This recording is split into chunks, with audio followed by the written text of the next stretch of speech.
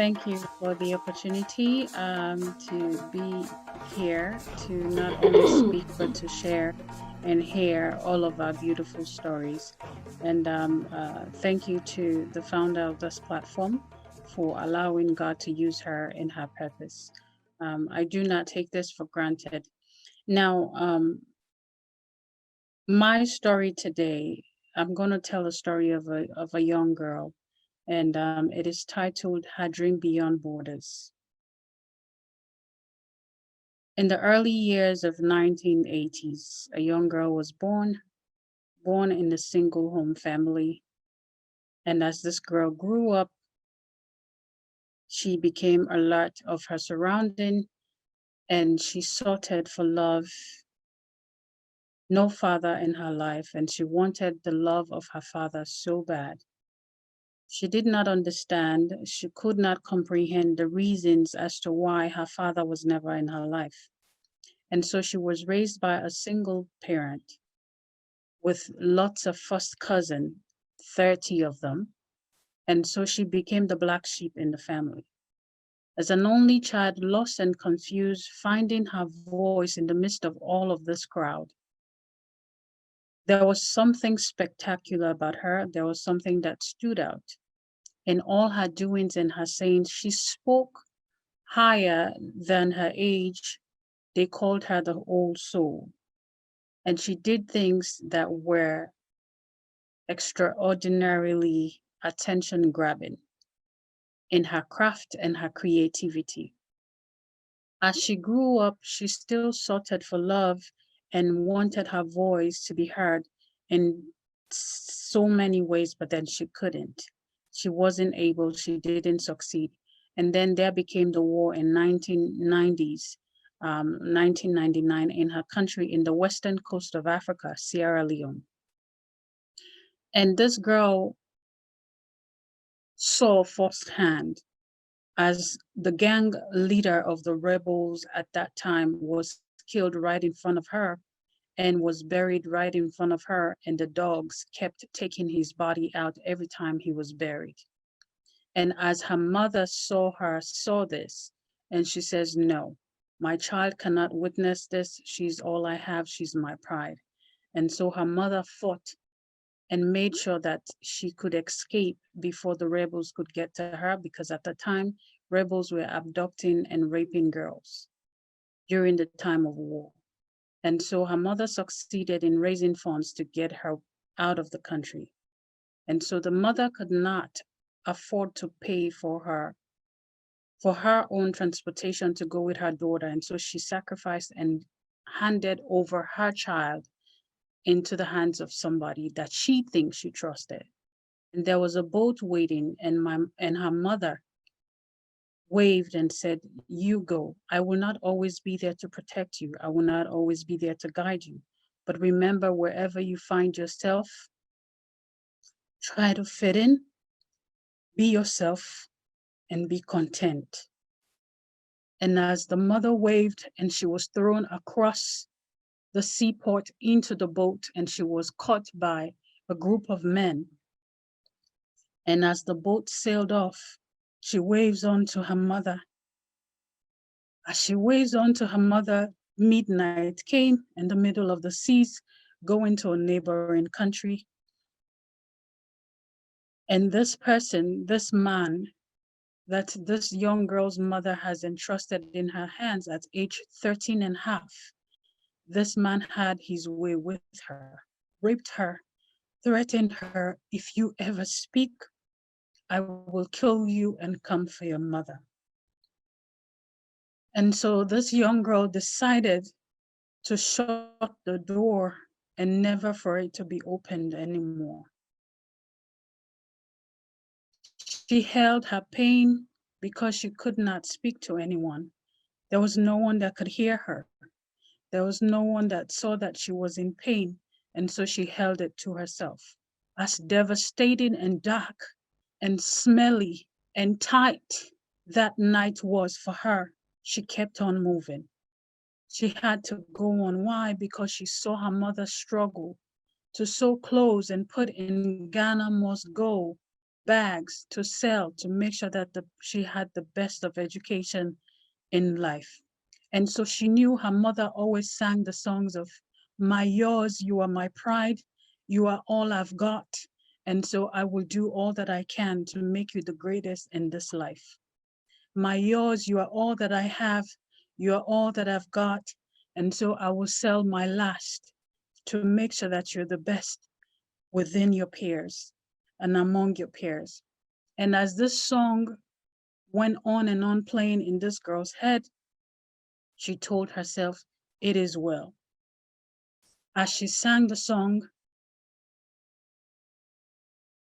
I've come too far by faith, leaning on the Lord, leaning on the Lord, trusting His holy word, trusting in His holy word. Jesus has never failed me yet, never failed me yet. No, no, no, no, no, no, no, no, no, no, no, no, no, I can't turn back. I've come too far by faith. And so she went on. As the boat landed, and this girl was brought off the boat and was handed over to her family that stayed in the neighboring country. She still could not understand why her parents, family could treat her with such disrespect in not understanding and paying attention to her body language, the changes. Why is she different now? A bubbly young girl, a happy young girl, now all enclosed to herself, don't want to be bothered. Nobody really cared. Nobody listened. And so she found a coping skill in writing songs, singing, and creating stories in her head. She self taught herself how to do things just to take her mind off of what was going on. Finally, as she was about to travel to the States, back in those days, for one to travel as a refugee, when you are underage to come to the States seeking asylum, you have to come with a family head that is above 18. And so this young girl traveled with her grandma in law. I don't know if you understand what that is. So her mother's twin sister's husband's mother is whom she traveled with as her family head. She was quite sick, and nobody understand what kind of ailment she had. Back in those days, nobody understand what dementia was. This woman had gone through dementia, and this young girl took care of her. And as they were getting ready to board on the plane on the 26th of May, she gave up the ghost. She leaned her head on this young girl's shoulder, and that was it. She never made it to America. And the nurse came to check, the last check for us to board on the plane.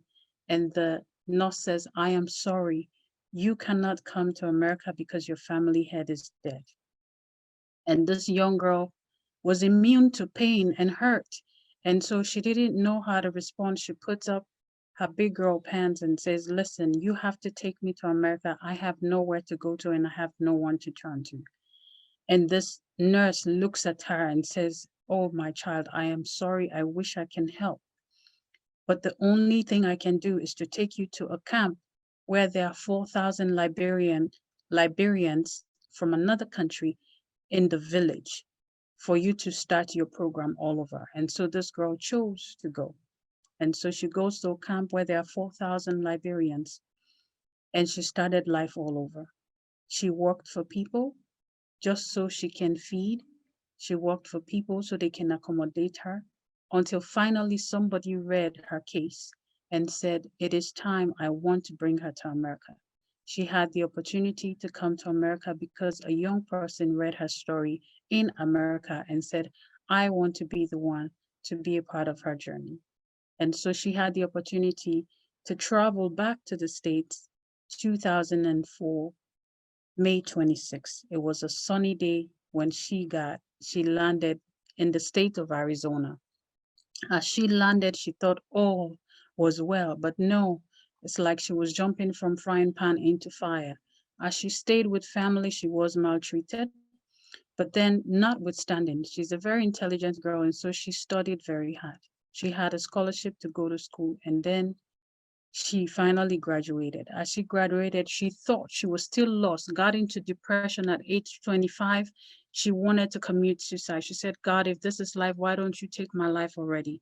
Why is it that I cannot hurt a fly, but everything around me is rejections? No, you're not good enough. You're not better enough. You can't do it, is what she heard. And so she thought the only way her life can be fulfilled was to live with a man, and that could complete her. And so she got into a relationship with somebody that is as lost as she was, and she became a punching bag, being abused physically, mentally, emotionally, and being raped over and over just because somebody did not understand who they were. And they took out their own hurt on that young girl. And she became a mother.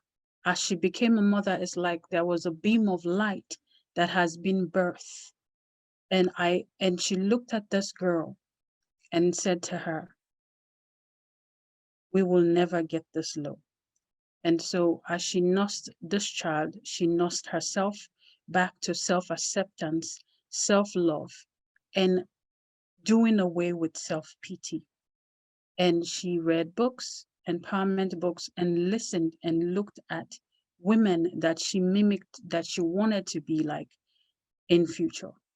And so that young girl, as she speaks today, is me, Kadijatu Grace Ahene. I am the hatched eagle. I am the one that was raped and they thought my life is ended. I am the girl that speaks for the voiceless. I am her who says I can't. I can because I can. I will because I said I will. And nobody steps on my toe because I am wearing a stiletto shoes that is nothing but power packed, filled. My crown is on my head and I'm ready to move just as every other woman here is ready to move. Who says you cannot? Everybody has a story, everybody has a song. Everybody's is just a little bit different. Why don't you go right deep within and stop saying, why me? Am I good enough? Yes, you're good enough. You're better than good enough. You're better than okay. You're here today not by accident because you're ordained to be here. So you can hear my story just like the rest of my sisters that you've had today. I am her and I am thankful that you're seated here this evening to hear my voice. My challenge to you today is to find your purpose, find what you're good at, find what it is that you do effortlessly, and speak your truth. Accept you for who you are. Be you because that's the only truth you have.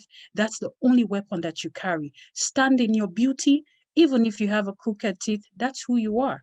God created you the way you are because he has a purpose for you. He says, I created you in my image and likeness, therefore you are mini God. There's nothing that you speak because you carry the power on your tongue. There's nothing that you speak and believe that will not come to light if you don't believe it as little faith as a mustard seed. And so I come here today with my authentic self to say you are a superwoman, you are powerful, you are strong in all that you do. Sometimes life is not the way it's supposed to go as we choose to, but then let us have gratitude and say, I am thankful for my pain and my hurt because today I know me, I have met me, and this is what I am called to do. I am her, the hatched eagle. Thank you. Before we go, these are my 5 mantras that I go by. I want everybody to unmute themselves, put your video on, and please say this after me. Everybody, please put your video on, your camera on, and unmute yourself.